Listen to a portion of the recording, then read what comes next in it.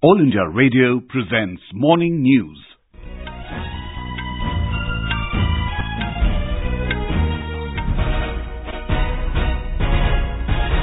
Good morning, I'm Sanjay Mattu. The headlines. All four accused in Hyderabad Disha rape and murder case killed in an encounter in the early hours today. Uttar Pradesh government forms special investigation team to probe setting ablaze of Unnao rape survivor. Home Ministry sanctions 100 crore rupees from Nirbhaya Fund for setting up of women help desks in police stations across the country. Campaigning gains momentum for third and fourth phases of Jharkhand Assembly elections. Nation pays homage to Bharat Ratna Dr. B.R. Ambedkar on his 64th Mahaparinirvan Diwas. And at the 13th South Asian Games in Nepal, India's medals rush continues. It tops the tally with 124 medals comprising 62 gold.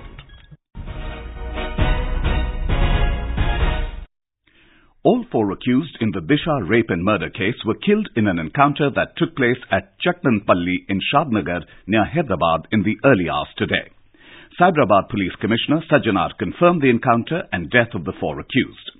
According to initial reports, the police were trying to reconstruct the crime scene when the accused tried to escape. Police opened fire after due warnings and all four died on the spot. Our Hyderabad correspondent Lakshmi is with us for an update. So, Lakshmi, could you give us more details about the encounter? Yes, Sanjay. First of all, Hyderabad Police Commissioner Sajjanar confirmed the incident. As per the initial information, the Hyderabad police who are actually probing the veterinary doctor's rape and murder case, the accused tried to escape. When the police brought them for the scene reconstruction to Chakdanpalli, it's under the purview of Shadnagar police purview and very close to Hyderabad. It may be recalled that all the four accused, Muhammad Arif, Shiva, Naveen and Chennakesavulu, they have been given for police custody only 2 days ago, and police took them into their custody yesterday itself. And it may be also recalled that the 27-year-old veterinary doctor was raped and murdered on 27th of last month. Besides Telangana, entire nation witnessed public outrage demanding speedy justice for Disha. Following that, Telangana state government had set up a fast-track court with the permission of High Court. And later, it has happened. Initially, all the four accused were taken into custody. Okay, thank you, Lakshmi. Lakshmi, thank you for that update.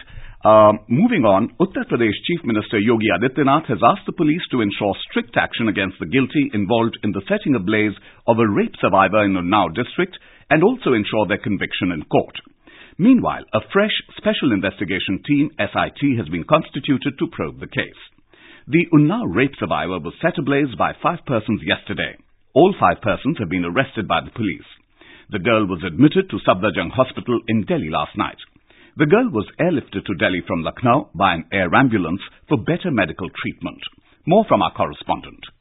Divisional Commissioner of Lucknow, Mukesh Meshram, said that a fresh SIT comprising an additional SP rank officer and 4 other junior members has been constituted to investigate the incident. An Inspector General rank officer will do the supervision of the whole investigation. National Commission for Women has also taken suo motu cognizance of the case and wrote to DGP of State OP Singh seeking a report on action taken at the earliest. The incident took place in Bihar area of the district yesterday morning when the accused out on bail attempted to burn the victim by dousing her with kerosene in fields outside the village. Victim had filed a complaint of rape in March this year.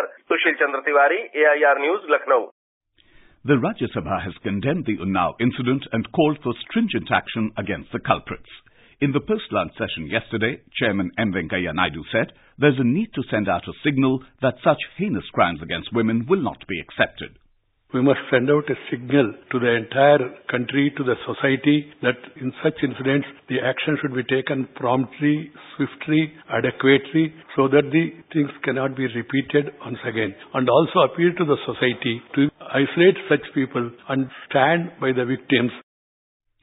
The Home Ministry has sanctioned a sum of 100 crore rupees from the Nirbhaya Fund for the setting up and strengthening of women help desks in police stations. This scheme would be implemented by the states and union territories. The help desks would focus on making the police stations more women-friendly and approachable, as they would be the first and single point of contact for any woman walking into a police station. Essentially, lady police officers would be deployed at these help desks. The officials of the women help desks would be trained to be sensitive towards women. This is All India Radio giving you the news. For quick news updates, visit our News on AIR app and follow us on Twitter at AIR News Alerts. You can also visit our website www.newsonair.com. In Jharkhand, campaigning for the third and fourth phases of assembly elections has intensified.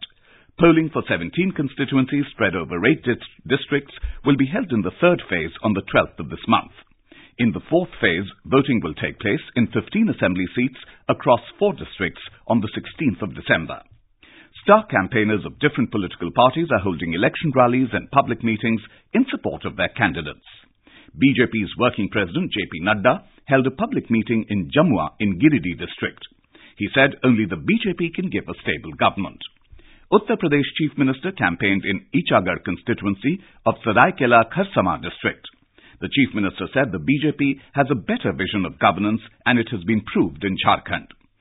Senior Congress leader Shatrughan Sinha addressed several rallies. He alleged that the BJP is shying away from real issues of the country and misleading people. Addressing a public meeting in Bharno, Jharkhand Mukti Morcha working president Hemant Soren alleged women are not safe in the present regime. Jharkhand Vikas Morcha chief Babulal Morandi promised if voted to power, his party will provide old age pension to all needy. All Jharkhand Students Union AJSU President Sudesh Kumar Mahto, RJD leader Tejasvi Prasad Yadav and leaders of other prominent parties also held public meetings in support of their party candidates. Today is the last date for withdrawal of nominations for the 5th and final phase. 16 constituencies spread over 6 districts will go to the polls in this phase on the 20th of December. Meanwhile, all preparations are in place for the second phase of assembly elections tomorrow. 20 constituencies spread over 7 districts will go to the polls in this phase. The districts are East Singhbhum, West Singhbhum, Saraikela Kharsama, Ranchi, Khunti, Gumla and Simdega. 260 candidates, including 29 women, are in the fray. Our correspondent reports that 18 out of the total 20 assembly seats in this phase fall in Naxal-affected areas. Polling in these areas will take place between 7 in the morning and 3 p.m. Talking to AIR, Jharkhand Chief Electoral Officer Vinay Kumar Chaubey said elaborate security arrangements have been made to ensure free and fair polls. 60 to 70% जो हमारे polling station है वो hyper sensitive या sensitive है नक्सल दृष्टिकोण से और इसके लिए खासकर हमारा जो चाईबासा का जो बेल्ट है, खूंटी का बेल्ट है, सिमडेगा का बेल्ट है, ये सभी जगह में नक्सल की प्रेजेंस काफी रही है पूर्व में. Mr. Chaubey said a unique feature of this election will be a mobile app called the Booth app. He said to begin with it will be rolled out in 3 assembly seats in the second phase of polling. Jamshedpur पूर्वी और जमशेदपुर पश्चिमी और इसके साथ साथ चाईबासा जिसमें पहली बार हम लोग बूथ ऐप का प्रयोग करेंगे. मतदान जो है काफी फास्ट हो जाएगा. कोई भी मतदाता अगर ये ऐप को डाउनलोड कर लेता है घर बैठे यह पता कर सकता है कि उस पर्टिकुलर टाइम में उसके मतदान केंद्र में कितने लोग लाइन में लगे हुए हैं. Election to the 81-member Jharkhand Assembly is being held in 5 phases. Voting for the first phase was held on the 30th of last month. The counting of votes will be taken up on the 23rd of December. In Karnataka, the crucial by-election to 15 assembly constituencies saw an average of over 66.25% voter turnout. The polling that was held yesterday remained by and large peaceful. A few cases of EVM malfunction and voters not finding their names in the electoral rolls were reported during the voting. The by-polls sealed the fate of 165 candidates, of which 156 are men and 9 are women. The counting of votes will be taken up on Monday. The nation is paying homage to Bharat Ratna Dr. B.R. Ambedkar on his 64th Mahaparinirvan Diwas today. The Social Justice and Empowerment Ministry has organized a function to pay floral tributes to Dr. Ambedkar at his statue in the Parliament House complex this morning. Eminent dignitaries and parliamentarians will offer tributes to the architect of the Indian Constitution. Our correspondent reports that a number of functions are being organized all over the country to highlight the contribution of Dr. Ambedkar in nation building. The father of the Indian Constitution, Dr. B.R. Ambedkar, was a jurist, economist, politician and a social reformer who campaigned against social discrimination of the downtrodden, women and labourers. He was a champion of equality and rejected the idea of casteism. Upon India's independence, the new government invited Baba Saheb Ambedkar to serve as the nation's first law and justice minister. Baba Saheb was conferred the Bharat Ratna posthumously in 1990. His ideas of social equality, democracy and upliftment of downtrodden are guiding force of India even today. With Anand Kumar, Suparna Sekia, AIR News, Delhi. President Ramnath Kovind will be on a two-day visit to Rajasthan from today. Mr. Kovind will inaugurate the National Convention on Empowerment of Women for Social Transformation at the Brahma Kumari's headquarters at Abu Road in Sirohi district this afternoon.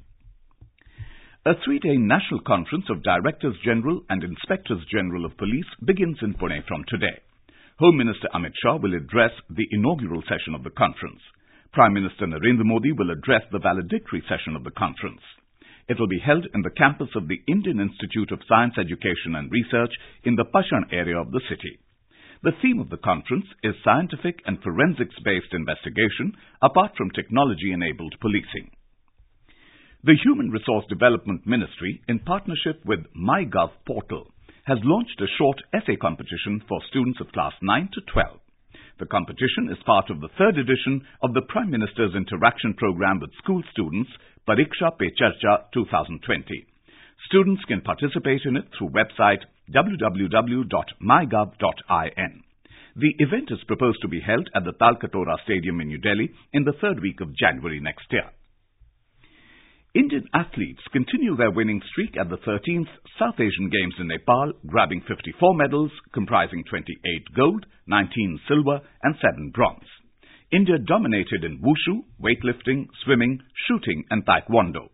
On the fifth day of the Games, India further consolidated its top position in the medals tally with a total of 124 medals, comprising 62 gold, 41 silver and 21 bronze. We have a report. Indian athletes dominated in most of the events on Thursday and grabbed 54 medals, including 28 gold. On the last day of Wushu and Taekwondo, India clinched 12 gold, 3 silver and equal numbers of bronze. In swimming and weightlifting, Indian players made brilliant start and won 8 gold, 6 silver and 1 bronze. Shooters were also not far behind. They won all 4 events of the day and grabbed 4 gold, 2 silver and 1 bronze. In athletics, India bagged 1 gold, 4 silver and 2 bronze. Indian shuttlers continued their dominance and reached the finals of women's and men's singles and men's doubles. All the finals will be played this afternoon. Rajkumar, AIR News, Kathmandu.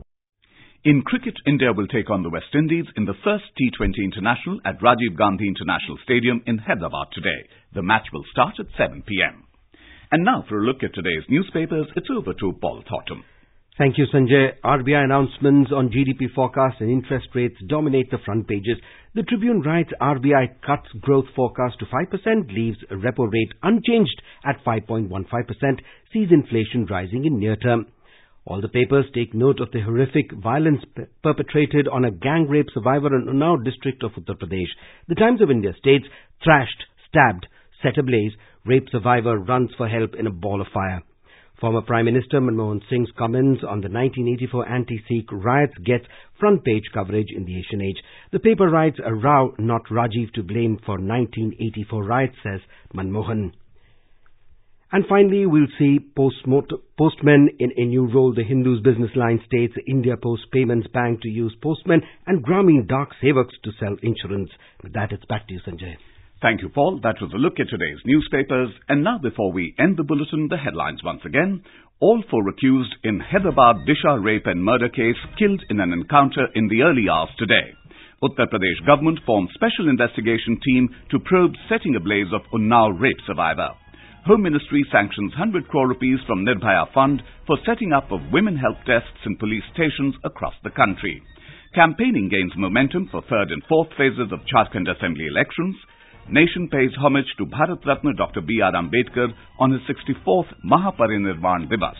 And at the 13th South Asian Games in Nepal, India's medals rush continues. It tops the tally with 124 medals, comprising 62 gold.